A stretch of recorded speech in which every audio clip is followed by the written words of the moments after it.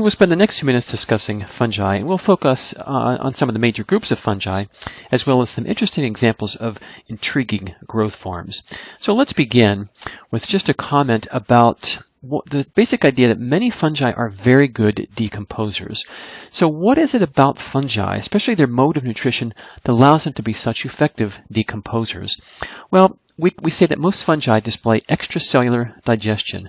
This refers to the basic notion that fungi can produce and release enzymes to the surrounding environment, enzymes which can break down other types of biologically important molecules. So, for example, many fungi produce enzymes that break down lignin and cellulose, which are the main components of cell walls of plants. So when those components are broken down by the enzymes of fungi, the fungi then absorb the nutrients formed as a result of the breakdown of those other molecules.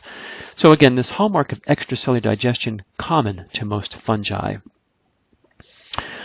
In terms of reproduction, we'll elaborate in just a few moments, but at this point I just want to mention that many fungi produce lots and lots of spores. Literally trillions of spores can be released at any given time. So these spores, of course, can effectively move throughout the environment and aid in the dispersal of fungi. A few comments about the structure of fungal cells. Most fungi produce cell walls, and the cell walls are typically composed of chitin, which interestingly is the same component found, for example, in the exoskeleton of many insects. So cell walls are composed of chitin. There's lots of variation on that basic theme. So in this image toward the right, we see some fungal cells can have one or perhaps two nuclei per cell. Other fungal cells can have multiple nuclei per cell. Again, lots of variation, depending on the species and the life cycle stage in question. Also mentioned an interesting structure formed by some, but not all fungi, this so-called Haustorium. If you take a look at the image toward the right, toward the bottom here, what we see essentially are some fungal cells, which sort of have this yellow color to them, interacting with some plant cells. For example, this could be the outer epidermis of a root of a plant. And the Haustorium refers to this structure that forms as an outgrowth of a fungal cell that can actually penetrate into plant cells and form this multi-lobed structure. This provides lots of surface area across which exchange of nutrients and other compounds can take place. So again, this fungal Haustorium, just an example of a unique growth structure found in certain types of fungi. And we'll come back to this in just a bit when we talk more about the relationship between certain fungi and plants. Let's now briefly discuss some of the major groups of fungi that we recognize, beginning with the so-called Chytrids or Chytridiomycetes. I just want to point out that this is a large group of fungi, and this is the only group that really contains motile spores and motile gametes. So here toward the right you see an actual picture of a motile spore. So these are cells that have flagella, and as you might guess, this allows these cells to literally swim throughout their environment. So we're talking about here a group of fungi that are aquatic. They live essentially their entire lives in water. They're also responsible for certain diseases. For example, certain chytrids are responsible for infecting amphibians, frogs, toads, and salamanders, and causing serious problems within those animals. So again, chytrids, one of the major groups of fungi that we recognize. Ascomycetes or Ascomycota, again, another major group of fungi. For example, morels, this beautiful cup fungus toward the left here, and even yeast. This is what we see illustrated toward the center here. So these are all examples of this group we refer to as Ascomycetes. So what's the defining feature of Ascomycetes? Well, it turns out that they all produce very characteristic spores. If you look at these images, we're looking at several different Ascomycetes. An ascus refers to this sac-like structure that contains these 8 haploid spores. So we say these spores referred to as ascospores, again, simply because they're produced in this sac-like structure. So again, that's the defining feature of all those fungi included within the Ascomycetes. A third group we'll recognize are the so-called Zygomycetes. Many of these are simple bread molds. If you look at the petri dish toward the lower left here, what you see is a situation where one side of the dish was inoculated with one mating type. The other dish was inoculated with an opposite and compatible mating type. And where the fungi grew together, you see this line toward the middle of the plate. Well, if you zoom in on that line, let's focus toward the right here, what we see is that this is where fungal cells of opposite mating types have to come together and fused. And they form these very distinct and characteristic zygosporangia, this black structure right here. So the zygosporangia, this is where, inside the structure, this is where lots of spores are produced. And again, very characteristic of this group. This group can also reproduce asexually, as illustrated by these structures toward the top here. These are simply other types of sporangia that produce lots and lots of asexual spores simply by mitosis. So again, Zygomycetes, all of which produce these characteristic zygosporangia. The fourth group that we'll recognize, perhaps more common to most people, this is the Basidiomycetes or Basidiomycota. For example, this includes mushrooms. Notice here's a couple of mushrooms. Notice the gills on the underside of these organisms. We'll come back to those gills in just a few moments. But the Basidiomycetes includes not only mushrooms, but also things like puffballs, stinkhorns, and also boletes. Boletes resemble mushrooms, but if you look closely, perhaps this is not the best image, they don't produce gills on the underside of the cap here, but instead they produce pores. And so, again, it doesn't matter which type of Basidiomycete we're talking about, they all share one feature in common, namely the production of basidiospores.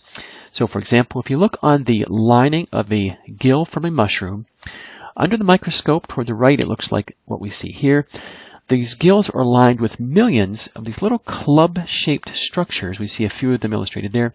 Those are referred to as basidia. And it's on these basidia that these haploid basidiospores are produced. So again, all Basidiomycetes, whether you're talking about a mushroom, a bolete, a puffball, or a stinkhorn, they all produce these basidiospores. So let's now talk briefly about the basic life cycle of a mushroom. Let's begin on the far left of this image here. This is where we see an entire intact mushroom. Now I just want to point out, if you look at all of the cells, essentially all the cells in that mushroom, they are a condition referred to as dikaryotic. So if you look toward the bottom, notice that all of the cells contain two nuclei. So dikaryotic refers to a condition where cells contain typically two haploid nuclei. So again, that's the situation in virtually all the cells in the mushroom itself. Now let's zoom in on the gills of the mushroom. And again, recall that it's on the lining of the gills of the mushroom. This is where basidia are produced. So all these little white structures here, those represent basidia, these little club-shaped structures. Let's now zoom in toward the right here and see what happens within each of those basidia. So again, most of the cells to begin with are dikaryotic. So this basidium toward the top again contains two haploid nuclei. It's within the basidium that those haploid nuclei fuse. So here we have a diploid nucleus. That diploid stage then immediately undergoes meiosis, forming four haploid nuclei. Those four nuclei then migrate toward the outer surface of the basidium, and each is then walled off to produce a haploid basidiospore.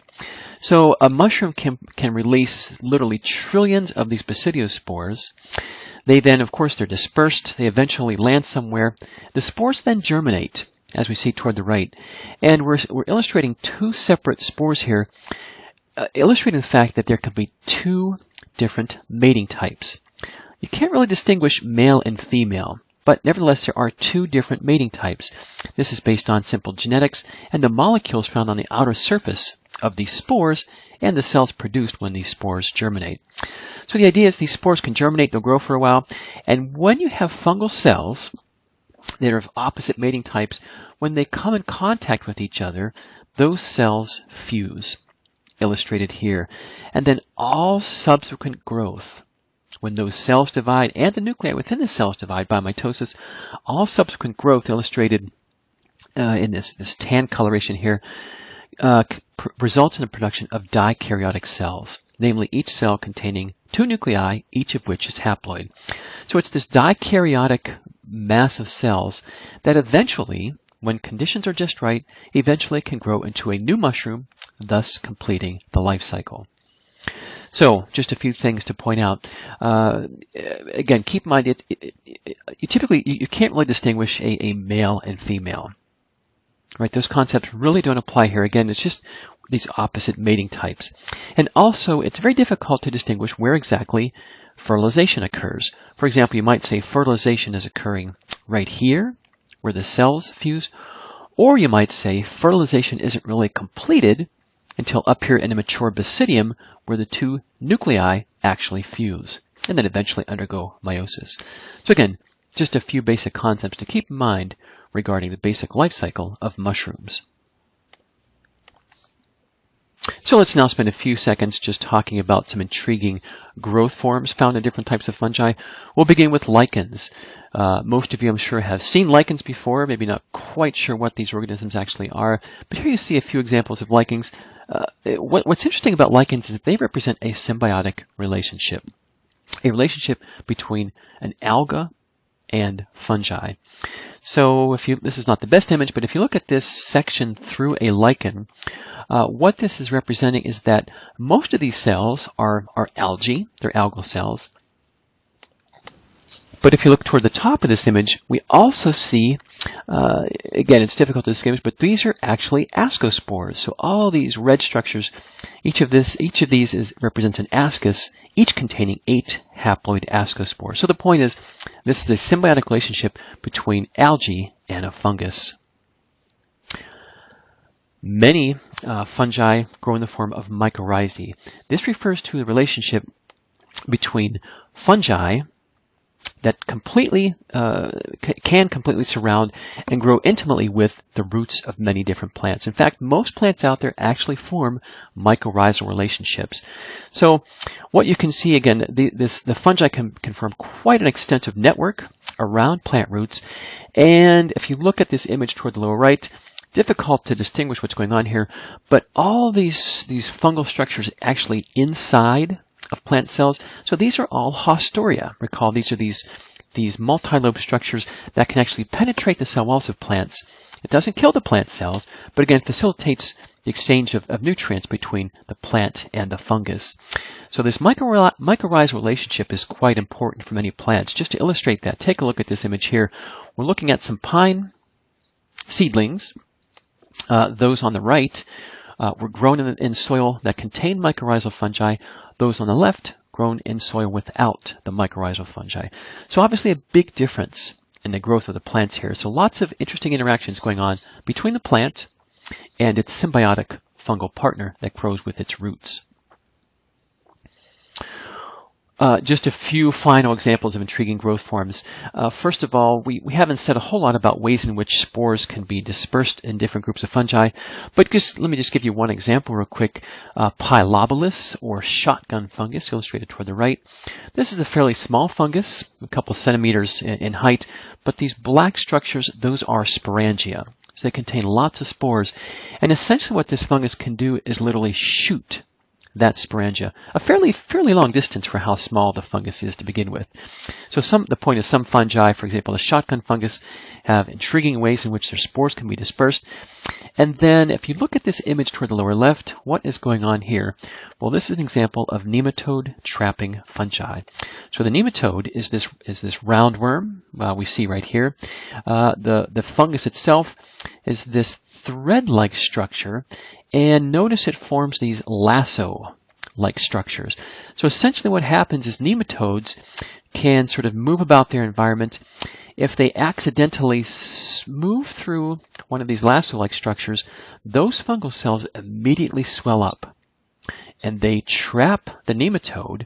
And essentially, once nematode is trapped, the fungus then releases enzymes that not only kills nematode, but causes the degradation of all of the components of the nematode, which the fungus then, of course, simply absorbs as a way to absorb its nutrients and acquire its source of food. So nematode trapping fungi, again, just yet one other example of an intriguing growth form found in certain types of fungi.